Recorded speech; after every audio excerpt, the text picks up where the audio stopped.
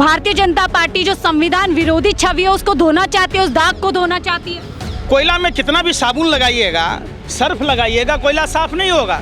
संविधान उस समय कहाँ भाजपाइयों को, जनसंघियों को, आरएसएस के लोगों को उस समय नहीं दिखाई दे रहा था, जब ये बाबा साहब अम्बेडकर के पुतले जला रहे थे, जब तिरंगे का सम्मान नहीं कर रहे थे, अपने घर पर तिरंगा नहीं फहरा रहे थे। भाजपा में मंदबुद्धि के लोग हैं, पढ़े लिखे लोग तो हैं नहीं, सारे मूर्खों की फौज है। इतिहास की ऐसी तैसी कर दी मोदी जी ने, पढ़े लिखे तो हैं नहीं और बुद्धि इनकी है नहीं।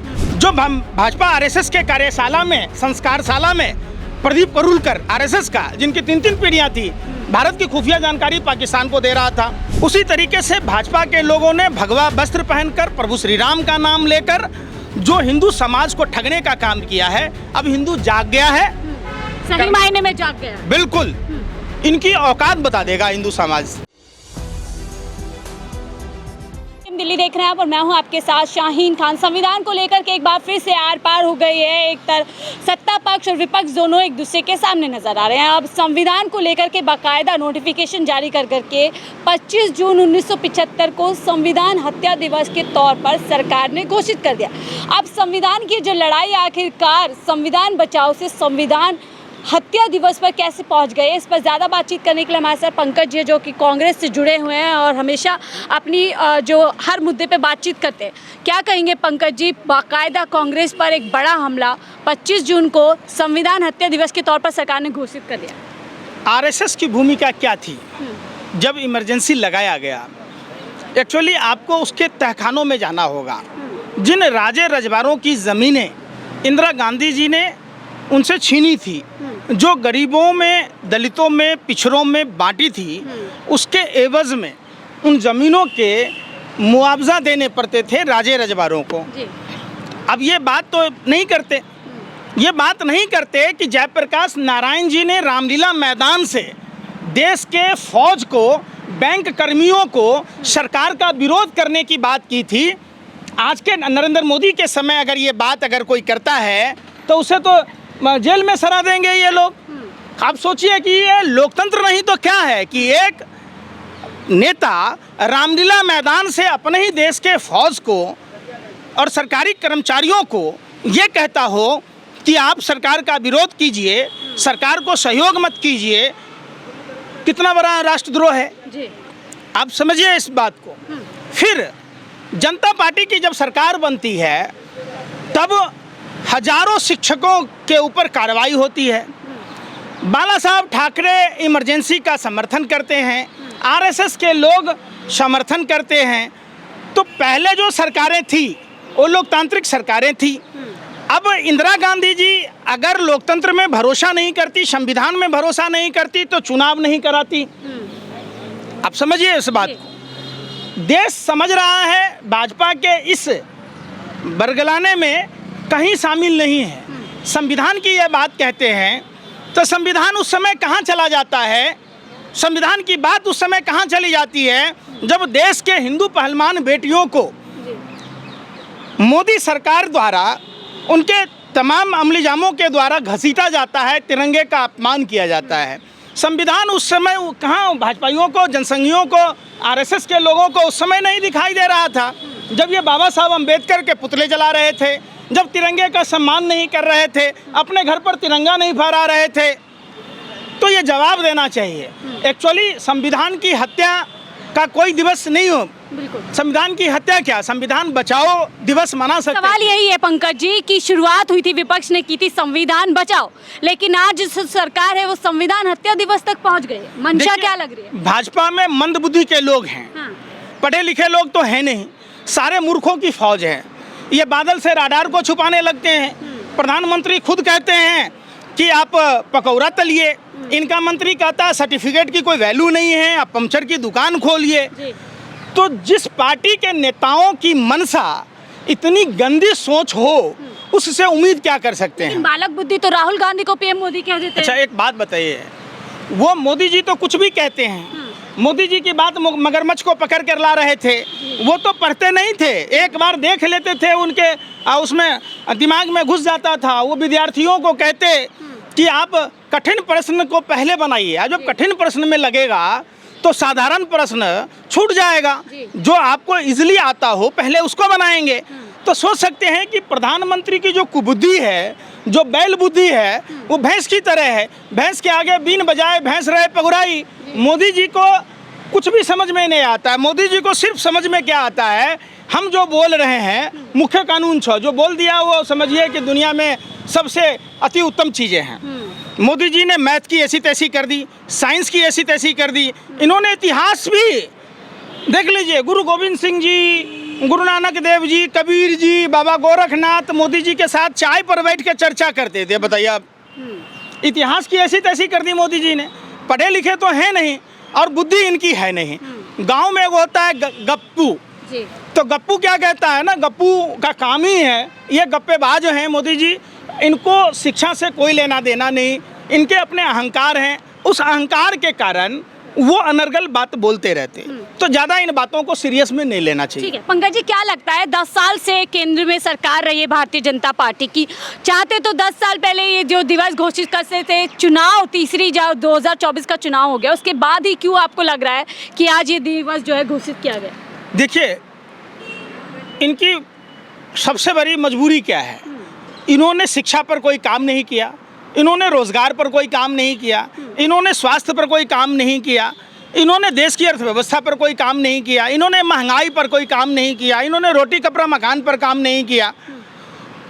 तो लोगों को बरगलाने का एक सबसे बड़ा ये हथियार के रूप में ले रहे हैं, मुद्दे से भाग रहे हैं आप। अगर मोदी जी संविधान की बात कहते और भाजपा नेताओं के मुंह से संविधान अच्छी नहीं लगती है, संविधान की बात इनके मुंह से बिल्कुल बेमानी साबित होता है। भाजपा के वो तमाम नेता जो चुनाव से पहले पूरे देश में घूम घूम कर संविधान बदलने की बात कह रहे थे जी, इनके बाप दादाओं को संविधान पर कभी भरोसा नहीं रहा, इनके डीएनए में संविधान विरोध लिखा हुआ है।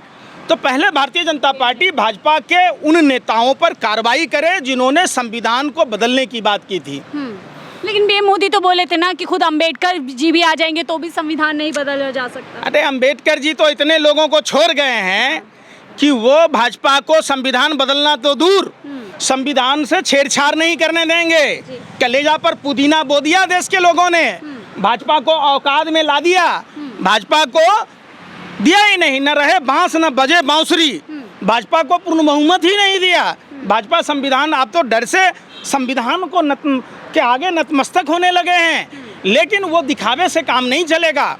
अरुण गोविल जैसे नेताओं पर कार्रवाई करे प्रधानमंत्री जी, तब देश जाकर समझेगा कि ये लोग रियल में संविधान के। भाजपा वाले लोग बोल रहे हैं कि विपक्ष ने लगातार भ्रमित किया लोगों को, खासतौर से राहुल गांधी ने संविधान बचाओ इस तरीके से लोगों के मन में डाल दिया कि संविधान को खतरा है भारतीय जनता पार्टी। देखिए एक बात बताइए, भाजपा के किन किन नेताओं ने बयान दिया था संविधान बदलने की? क्या प्रधानमंत्री के दिमाग में भूसा भरा है? क्या प्रधानमंत्री को इतना सोच समझने की शक्ति नहीं है? खुद भाजपा चिराग तले अंधेरा, भाजपा की गोद में बैठकर भाजपा नेताओं ने देश भर में लोगों से अपील की थी कि हमें संविधान बदलना है, हमें 400 सीट दीजिए। 400 पार के नारे को जनता ने भाजपा नेताओं के कलेजे पर पुदीना बो दिया और 400 सीटें नहीं दी। यही कारण है कि ये लोग अब संविधान के पीछे भाग रहे हैं। तो क्या लगता है संविधान हत्या दिवस की आड़ में भारतीय जनता पार्टी जो संविधान विरोधी छवि है उसको धोना चाहती है, उस दाग को धोना चाहती है? कोयला में कितना भी साबुन लगाइएगा, सर्फ लगाइएगा, कोयला साफ नहीं होगा। भाजपा का जो संविधान विरोधी चेहरा है, जो अंबेडकर विरोधी चेहरा है, भाजपा पर कतई देश की आवाम भरोसा नहीं करने जा रही है।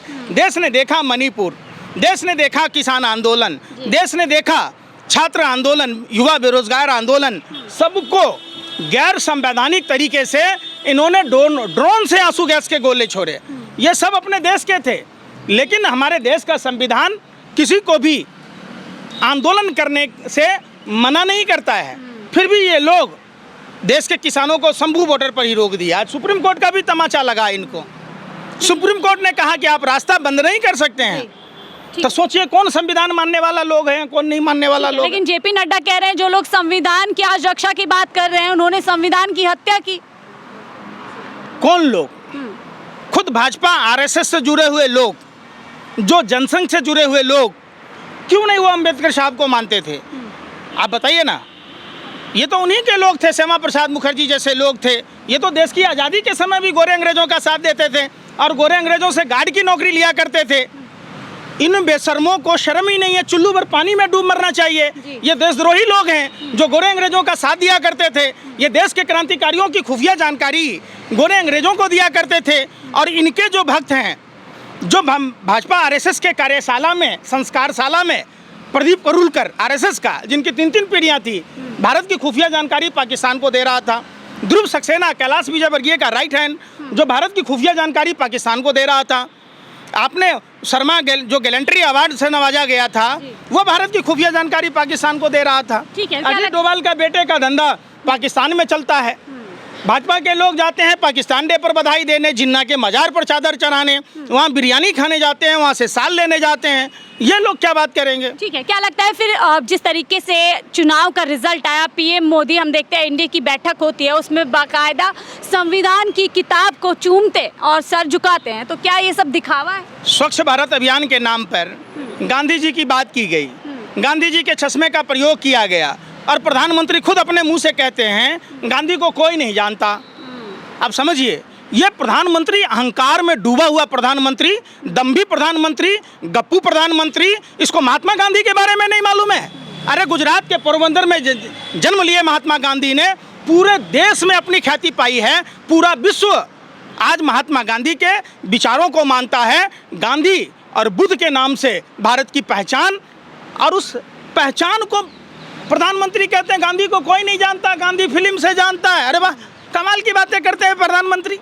ठीक है, आखिरी सवाल लेती हूँ। ये लोग गांधी के हत्यारे गोडसे के लोग हैं, ये इनको क्या पता गांधी की ताकत। ठीक है, आखिरी सवाल पंकज जी, 3 राज्यों में अभी चुनाव होने, जिस तरीके से कांग्रेस और विपक्ष ने पूरा संविधान को लेकर के एक अच्छी तरीके से चुनाव में अपने प्रदर्शन किया, क्या लगता है आने वाले चुनाव में भी फायदा मिलेगा?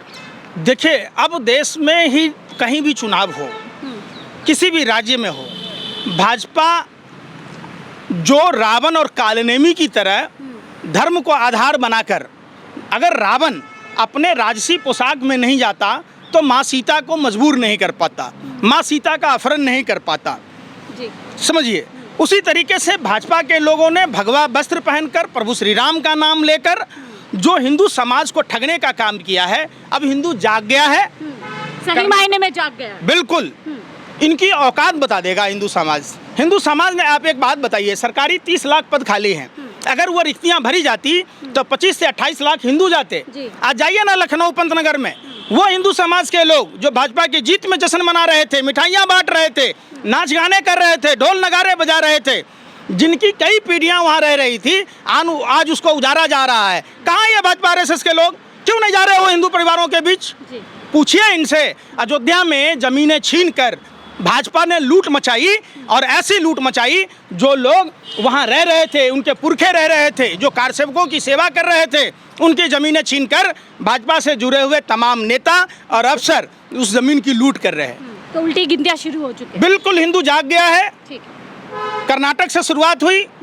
हनुमान जी ने सभी हनुमान भक्तों को ये मैसेज दिया कि आप भाजपा को चुनाव हराओ।